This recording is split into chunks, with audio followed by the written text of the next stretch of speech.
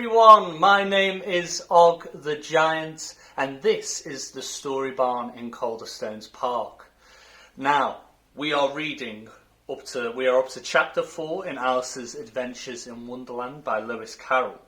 And if you haven't seen chapter 3, 2 or 1, please do click on those videos and then get up to date before you watch this video. And it's been an incredible journey so far, so I'm just going to do a very quick recap of chapter 3.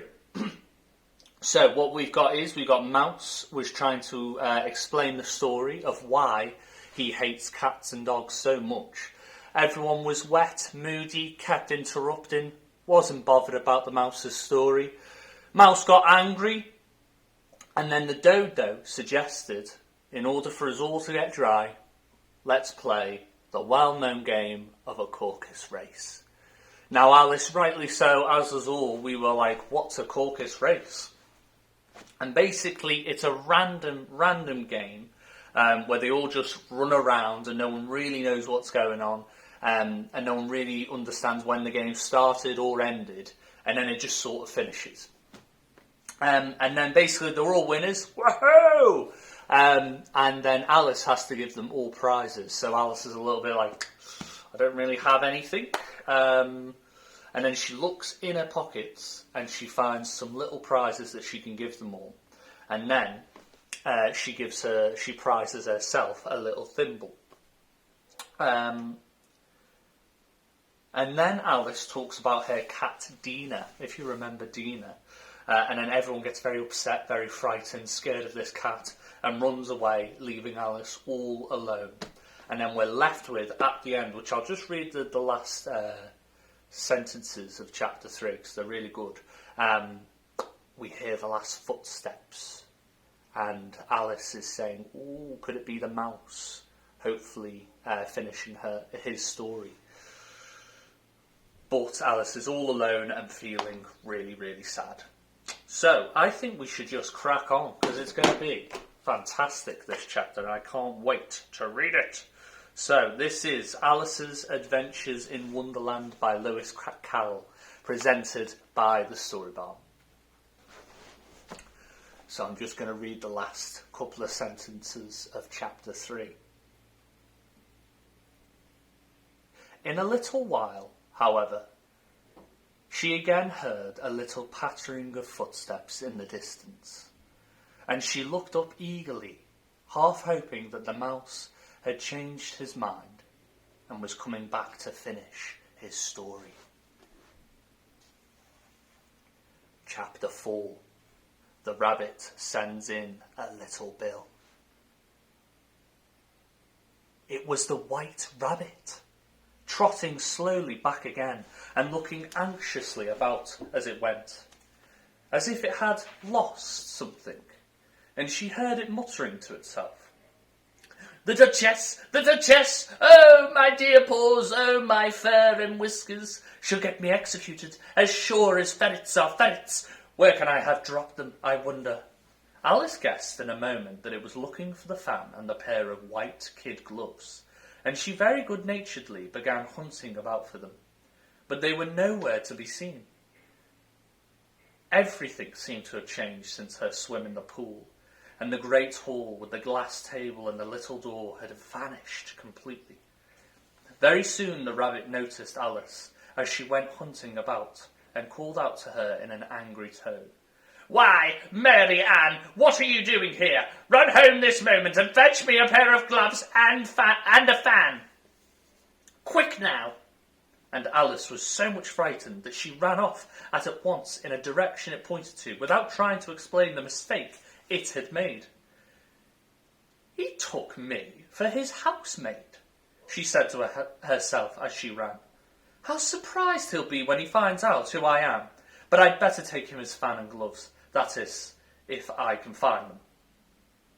As she said this, she came upon a neat little house, on the door of which was a bright brass plate with the name W. Rabbit engraved upon it.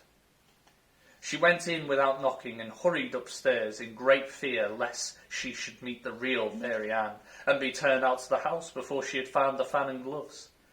How queer it seems, Alice said to herself. To be going messages for a rabbit. I suppose Dean'll be sending me on the messages next. And she began fancying the sort of thing that would happen. Miss Alice, come here directly and get ready for your walk. Coming in a minute, nurse, but I've got to watch this mouse hole till Dina comes back and see that the mouse doesn't get out. Only I don't think, Alice went on, that they'd let Dina stop in the house if it began ordering people about like that. By this time she had found her way into a tidy little room with a table in the window, and on it, as she had hoped, a fan and 2 or 3 pairs of tiny white kid gloves. She took up the fan and a pair of the gloves and was just going to leave the room when her eyes fell upon a little bottle that stood near the looking glass. There was no label this time with the words, "Drink me," but nevertheless she uncorked it and put it to her lips. I know something interesting is sure to happen, she said to herself, whenever I eat or drink anything, so I'll just see what this bottle does. I do hope it'll make me grow large again, for really I'm quite tired of being such a tiny little thing. It did so indeed, and much sooner than she had expected. Before she had drunk half the bottle, she found her head pressing against the ceiling and had to stoop to save her neck from being broken. She hastily put down the bottle, saying to herself, That's quite enough. I hope I shan't grow any more, as it is. I can't get out of the door. I do wish I hadn't drunk quite so much. Alas, it was too late to wish that. She went on growing, and very soon had to kneel down on the floor. In another minute there was not even room for this, and she tried the effect of lying down with one elbow against the door and the other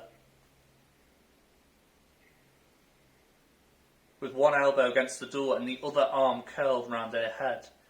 Still she went on growing, and at last resort she put one arm out of the window and one foot up the chimney, and said to herself, Now I can't do no more. Whatever happens, what will become of me? Luckily for Alice, the little magic bottle had now had its full effect, and she grew no larger. Still, it was very uncomfortable, and as there seemed to be no sort of chance of her ever getting out of the room again, no wonder she felt unhappy. It was much pleasanter at home, thought poor Alice, when one wasn't always growing larger and smaller and being ordered about by mice and rabbits. I almost wish I hadn't gone down that rabbit hole, and yet it's rather curious, you know, this sort of life. I do wonder what can have happened to me. When I used to read fairy tales, I fancy that kind of thing never happened. And now here I am in the middle of one. There ought to be a book written about me. That there ought. And when I grow up, I'll write one. But I'm grown up now, she added in a sorrowful tone. At least there's no room to grow up any more here. But then, thought Alice, shall I never get any older than I am now? That'll be a comfort. One way, never to be an old woman, but then always to have lessons to learn. Oh, I shouldn't like that. Oh, you foolish Alice, she answered herself. How can you learn lessons in here? Why, there's hardly room for you, and no room at all for any lesson books. And she went on, taking first one side and then the other, and making quite a conversation of it altogether. But after a few minutes she heard a voice outside, and stopped to listen. Mary Ann, said the voice. Fetch me my gloves this moment. Then came a little pattering of feet on the stairs. Alice knew it was the rabbit coming to look for her, and she trembled till she shook the house, quite forgetting she was now about 1,000 times as large as the rabbit, and had no reason to be afraid of it. Presently the rabbit came up to the door and tried to open it, but as the door opened inwards and Alice's elbows was pressed hard against it, that attempt proved a failure. Alice heard it say to itself, Then I'll go round and get in at the window. That you won't, thought Alice, and after waiting till she fancied she heard the rabbit just under the window, she suddenly spread out her hand and made a snatch in the air. She did not get hold of anything, but she heard a little shriek and a fall and a crash of broken glass, from which she concluded that it was just possible he had fallen into a cucumber frame, or something of the sort. Next came an angry voice, the rabbit's. "Pat! Pat! Where are you?" And then a voice she had never heard before. "Sure then, I'm here, digging for apples, your honour." "Digging for apples, indeed," said the rabbit angrily. "Here, come and help me out of this." Sounds of more broken glass. "Now tell me, Pat, what's that in the window?" "Sure, it's an arm, your honour," he pronounced. "It's arm." "An arm, you goose, whoever saw one that size. Why, it fills the whole window." "Sure it does, your honour, but it's an arm for all that." "Well, it's got no business there at any rate. Go and take it away." There was a long silence after this, and Alice could only hear whispers now and then, such as, "Sure, I don't like it, your honour, at all, at all. Do as I tell you, you coward." And at last she spread out her hand again and made another snatch in the air. This time there were two little shrieks and more sounds of broken glass. What a number of cucumber frames there must be, thought Alice. I wonder what they'll do next. As for pulling me out of the window, I only wish they could. I'm sure I don't want to stay in here any longer. She waited for some time without hearing anything more. At last came a rumbling of little cartwheels and the sound of a good many voices of all talking together. She made out the words, "Where's the other ladder? Why hadn't I to bring out but one? Bill's got the other. Bill, I fetch it here, lad." He put them up at this corner. "No time together first. They don't reach half high enough yet. Oh, they'll do well enough. Don't be particular. Here, Bill, catch hold of this rope. Will the roof bear? Mind that loose slate. Oh, it's coming down. Heads below." A loud crash. "Now, who did that?" "It was Bill, I fancy." "Who's to go down the chimney?" "Nay, I shan't. You do it." "That I won't, then. Bill's to go down." "Here, Bill. The master says you got to go down the chimney." "Oh, so Bill's got to come down the chimney, has he?" said Alice to herself. "Why, they seem to put everything upon Bill. I wouldn't be in Bill's place for a good deal. This fireplace is narrow, to be sure, but I think I can kick a little." She drew her foot as far down the chimney as she could and waited till she heard a little animal. She couldn't guess of what sort it was, scratching and scrambling about in the chimney close above her. Then, saying to herself, "This is Bill," she gave one sharp kick and waited to see what would happen next. The first thing she heard was a general chorus of, "There goes Bill!" Then the rabbit's voice alone, "Catch him! You by the hedge!" Then silence, and then another confusion of voices. "Hold up his head! Brandy now! Don't choke him! How was it, old fellow? What happened to you? Tell us all about it!" At last came a little feeble, squeaking voice. "That's Bill," thought Alice. "Well, I hardly know. No more, thank ye. I'm better now, but I'm a deal too flustered to tell you. All I know is something comes at me like a jack-in-the-box, and up I goes like a sky rocket." "So you did, old fellow," said the others. "We must burn the house down," said the rabbit's voice, and Alice called out as loud as she could, "If you do, I'll set Dina on you." There was a dead silence instantly, and Alice thought to herself, "I wonder what they will do next.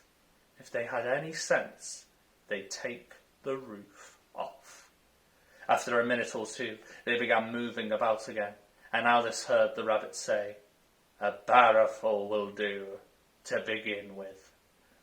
A barrowful of what? thought Alice, but she had not long to doubt, for the next moment a shower of little pebbles came rattling in at the window, and some of them hit her in the face. "I'll put a stop to this," she said to herself, and shouted, "You better not do that again," which produced another dead silence. Alice noticed with some surprise that the pebbles were all turning into little cakes as they lay on the floor, and she thought, it's sure to make some changes in my size, and, as it can't possibly make me larger, it must make me smaller, I suppose.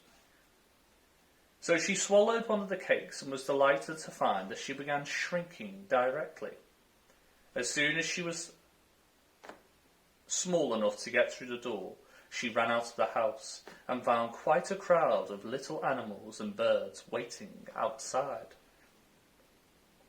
The poor little lizard, Bill, was in the middle, being held up by 2 guinea pigs who were giving it something out of a bottle. They all made a rush at Alice the moment she appeared, but she ran off as hard as she could and soon found herself safe in a thick wood. The first thing I've got to do, said Alice to herself, as she wandered about in the wood, is to grow to my right size again. And the second thing is to find my way into that lovely garden. I think that'll be the best plan. It sounded an excellent plan, no doubt, and very neatly and simply arranged. The only difficulty was that she had not the smallest idea how to set about it. And while she was peering about anxiously among the trees, a little sharp bark just over her head made her look up in a great hurry. An enormous puppy was looking down at her with large round eyes and feebly stretching out one paw, trying to touch her. Poor little thing, said Alice in a coaxing tone, and she tried hard to whistle to it, but she was terribly frightened all the time at the thought that it might be hungry, in which case it would be very likely to eat her up in spite of all her coaxing. Hardly knowing what she did, she picked up a little bit of stick and held it out to the puppy, whereupon the puppy jumped into the air off all its feet at once, with a yelp of delight, and rushed at the stick, and made believe to worry it. Then Alice dodged behind a great thistle to keep herself from being run over, and the moment she appeared on the other side, the puppy made another rush at the stick, and tumbled head over heels in its hurry to get a hold of it. Then Alice, thinking it was very likely having a game of play with a cart horse, and expecting every moment to be trampled under its feet, ran round the thistle again.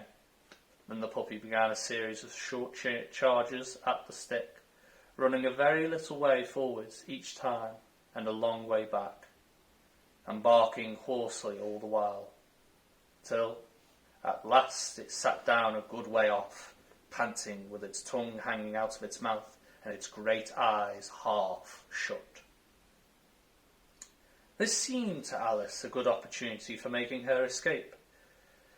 So she set to at once and ran till she was quite tired and out of breath, until the puppy's bark sounded quite faint in the distance. And yet what a dear little puppy it was, said Alice, as she leant against a buttercup to rest herself, and fanned herself with one of the leaves. I should have liked teaching it tricks very much, if I'd only been the right size to do it. Oh dear, I'd nearly forgotten that I've got to grow up again. Let me see, how is it to be managed? I suppose I ought to eat or drink something or other, but the great question is, what? The great question certainly was, what? Alice looked all round her at the flowers and the blades of grass, but she could not see anything that looked like the right thing to eat or drink under the circumstances. There was a large mushroom growing near her, about the same height as herself. And when she had looked under it, and on both sides of it, and behind it, it occurred to her that she might as well look and see what was on top of it. She stretched herself up on tiptoe and peeped over the edge of the mushroom, and her eyes immediately met those of a large blue caterpillar that was sitting on the top with its arms folded, quietly smoking a long hookah and taking not the smallest notice of her or of anything else. And that is the end of chapter 4. And that was a brilliant chapter, I think. To go through it now, that last image that we're left with the caterpillar smoking and not taking any notice of anything, is a wonderful image. I thought it was interesting that she meets the rabbit again. So right at the start, those pattering feet, it was the white rabbit trotting slowly back again and looking anxiously about as it went. It keeps making a point that this rabbit is constantly anxious, there's 100 thoughts going through his brain and constantly got to do things. And I wonder why that is. Wonder why the white rabbit is so stressed, is so anxious.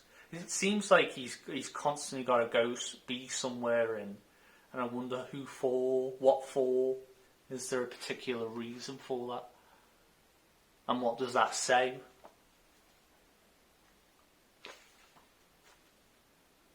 And I really liked Alice being really big for the house. And you can really see her being really awkwardly in the house. I thought that was quite funny, actually. I thought that was quite comical. And the white rabbit trying to get in, but Alice's elbows stuck in the way. Yeah. Interesting that Alice is really, I'm beginning to learn that Alice is really brave. She's constantly wanting to keep going and be adventurous. It doesn't matter how weird or how scary it gets. She's really wants to go to this garden and really wants to and find out more about this place, which I think's an amazing quality. I think if I was in that position, I'd be running back trying to get home. How do I get home? How do I get home? But Alice has got this amazing, adventurous, really brave quality about her that's really amazing to read, and you want to follow her through this journey. Yeah, it's really nice. And I wonder what this caterpillar is going to say to Alice. Or if it will, if the caterpillar, because it's saying the last sentences, and taking not the smallest notice of her or of anything else. So I wonder if the caterpillar will even bother to talk to Alice. I definitely think Alice needs a friend in this world. She seems a bit lonely. Must be really hard going through all this really overwhelming experiences through this Wonderland. And to say it's a Wonderland, there's not a lot of positive experiences going on here, is there? It's quite a lot of angry creatures, which is interesting. Yeah. Well, that is it for chapter 4, everyone. Thank you all so much for joining me. Stay tuned for chapter 5 of Alice's Adventures in Wonderland by Lewis Carroll. It has been such a great journey. Thank you all so much, and goodbye.